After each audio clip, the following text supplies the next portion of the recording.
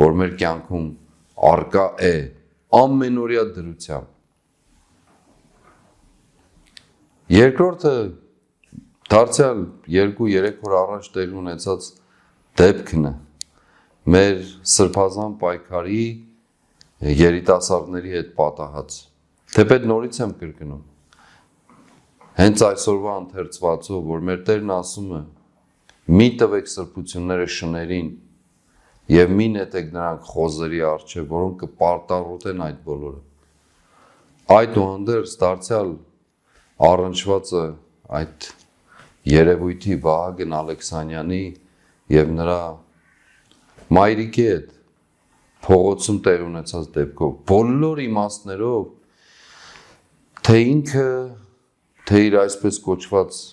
ակվարիումի մասնագետ ղեկավարը, թե մնացած բոլոր տարբեր օղակներից ձայն արձակող, աչքի ընկնող, ինչպես ասել եմ, ինքնափետուրավորված երևույթներ տարբեր, իրավապաշտպան կոչվածներ, փորձել են ակնհայտ երևացող, տեսանյութով երևացող և դեռ մի հսկայական մաս էլ չերևացող, որը պահել են և չեն հրապարակել մեր երիտասարդները, իրենք իսկ ամաչելով այդ տիկնոջ վարքից,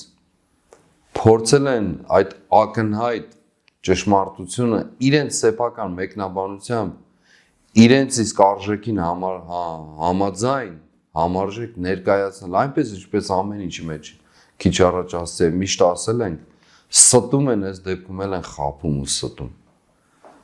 Շատ արագ ասեմ ինչ է տեղ ունեցել։ Մեր երիտասարդները արդեն 1 ամիս է, որ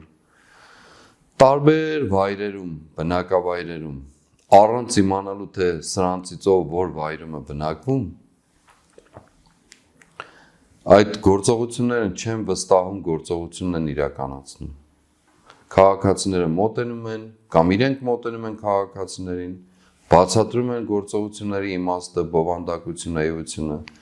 և ովքեր ցանկանում են մոտենալ և իրենց անվստահությունը հայտնել, մոտենում և հայտնում են, ովքեր ոչ, բարի ճանապարհ են մաղթում բոլորին։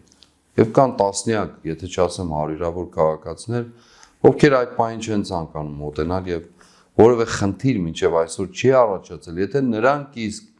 ագրեսիվություն չեն դրսևորել, չեն հարձակվել մեր երիտասարդների վրա։ Այդպիսի դեպքեր 1-2 եղել են։ Եվ այդ օրվա դեպքը բացառություն չէր կարող լինել, պարզապես մարդկանց մոտենալու և ոչ էլ իմացել են մեր երիտասարդները, որ այս երևույթի մայրն է, ծառն է, այդ պտուղի ծառն է։ Եվ առաջին փորձով մի կերպ տիկնոջը փորձել են ճանապարհել խաղաղ կերպով և սակայն չի հանգստացել երևի կամ իր արժանավոր որդու հորդորով վերադարձել է երեկոյան ժամին, այս անգամ ձեռնափայտով և փորձել բոլոր առումներով, թե հայհոյանքներով, թե հարձակվելով մեր երիտասարդների վրա, թե ինչ ասեմ, անպարկեշտ վարքագծով փորձել է ինչ-որ բան անել։ Ես ուղղակի հիացած եմ մեր երիտասարդների վարքագծով, որ մինչև վերջ կարողացել են պարկեշտություն դրսևորել։ Այդուհանդերձ հաշվի առնելով, որ թեպետ թե այդ կինը և թե իր որդին հետո, իսկ առաջ էլ չեմ ասում, իրենց վարքագծով ցույց են տվել իրենց իրական պատկերը։ Ես քաջալերում եմ մեր երիտասարդներին, որոնք սկզբունքային, գաղափարական, արժեքներ ունեցող, արդարության ձգտում, ճշմարտության ետևից գնացող մարդիկ են, ովքեր չեն զլանում և չեն տրտնջում, նեղ դռնով, անձուկ ճանապարհով անցնելու միայն այն բանի համար, որ արժանապատիվ կյանք ունենան, հայրենիք ունենան, պետություն ունենան, որպեսզի հավատքի կյանքով, հոգևոր կյանքով, Աստծո սիրով ապրեն, որպեսզի իրենց նմանի նկատմամբ, իրենց ընկերոջ, եղբոր, քրոջ նկատմամբ իրենց մեծերի նկատմամբ հարգանքով ապրեն եւ ոչ թե այսպես խախտված, քայքայված իրականության մեջ, որը բերել է մեր կյանք այս չարիքի իշխանությունը։ Եվ դեռ հոխորտում են կարմիր գծերի մասին, եւ դեռ հոխորտում են քաղաքական պատասխան տալու մասին։ Ախր մարդու ծիծաղը գալիս, սիրելիներ, չակերտավոր սիրելիներ, հեգնանքով սիրելիներ,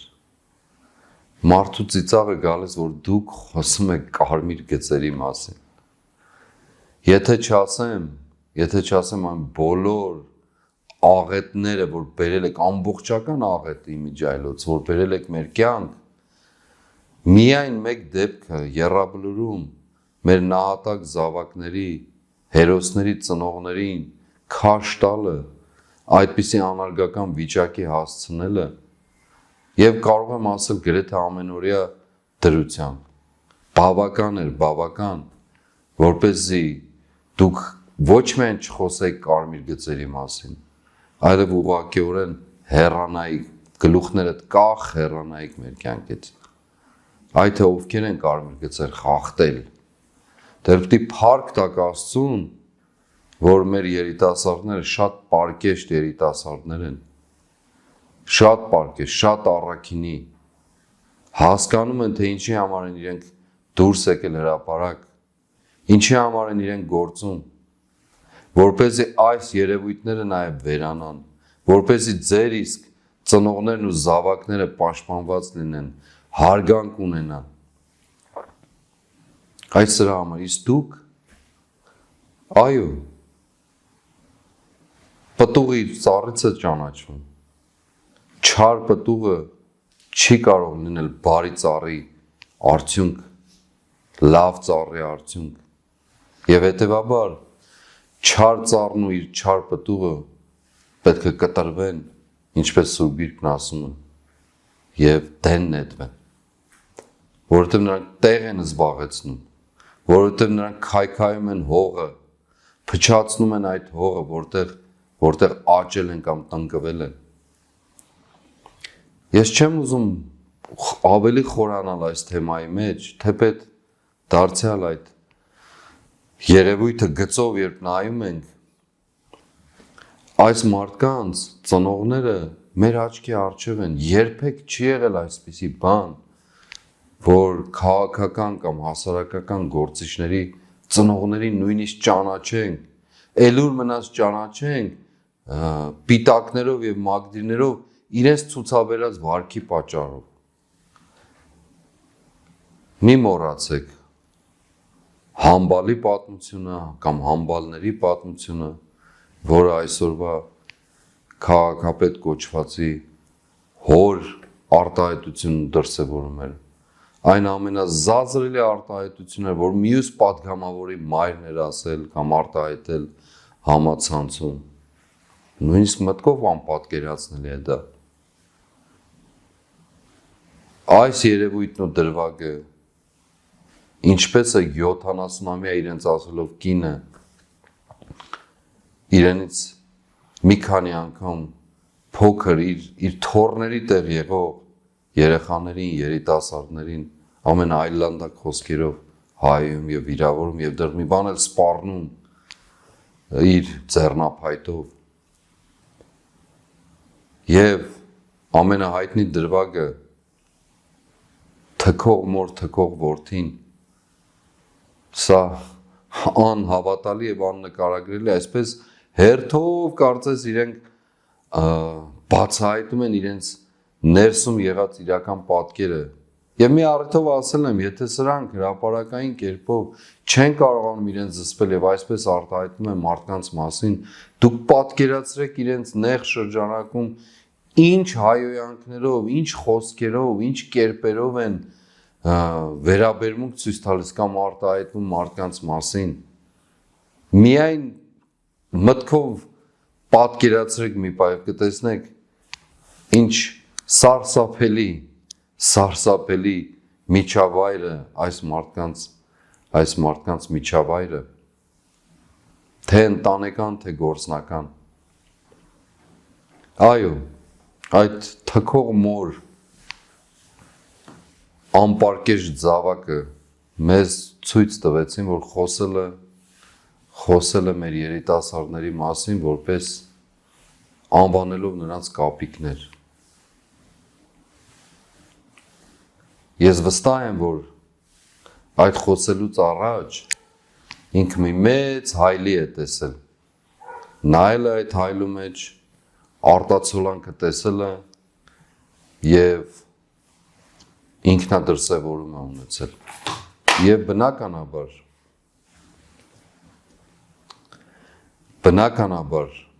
չէր կարող այլ կերպ լինել, որովհետև այս մարդիկ այդ միջավայրի ծնունդն են, այս մարդիկ ծնվել են այդ միջավայրում, մեծացել են այդ միջավայրում, թաքնված և հիմա բացահայտվող, երևի թե նաև այլ զենք, այլ միջոց, այլ գործիք չունեն հանրության հետ խոսելու, քան իրենց ծնողներին, զավակներին, ընտանիքներին մղելու դեպի հանրային կյանք, որպեսզի այդպիսով նաև խղճահարություն արթնացնեն իրենց նկատմամբ։ Ինչպես ասել եմ, մարդիկ այսպես կոչված հալածյալի խեղճի նկատմամբ որոշակի վերաբերմունք ունեն, այդ խեղճության հալածված լինելու պատկերն են ուզում փոխանցել։ Դուք հալածված չեք, դուք հալածել եք մի ամբողջ ազգ։ Դուք այդ կարմիր գծեր կոչվածը խախտելով մարդկանց տների առջև դագաղներ եք դրել, իրենց ընտանիքներն եք մտել, երեխաներին ու ծնողներին եք ցավեցրել ամենավերջին աստիճանով։ Դուք այդ կարմիր գծերի մասին խոսելով մեր հայրենիքն եք հանձնել և ուրացել եք ձեր իսկ պիղծ շրթունքներով արտահայտած գաղափարները։ Դուք ձեր կարմիր գծեր կոչվածով հազարավոր երիտասարդների ու մարդկանց մահվան պատճառ եք եղել, կյանքից զրկել եք, ընտանիքներ եք, հազարավոր ընտանիքներ եք մատնել դժբախտության։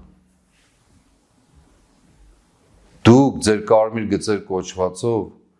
ոչ միայն լուռ համաձայնվել եք Բաքվի բանտերում թողնելու մեր ռազմաքաղաքական ղեկավարությանը,